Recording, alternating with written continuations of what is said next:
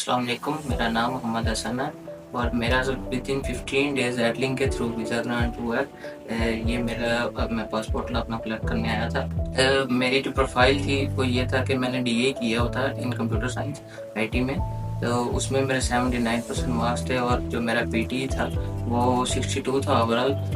और इसमें जो एक स्पीकिंग था उसमें मेरे 56 थे, जिसकी वजह से मुझे थोड़ा इशू था कि मेरा यूनिवर्सिटी में एडमिशन नहीं होगा।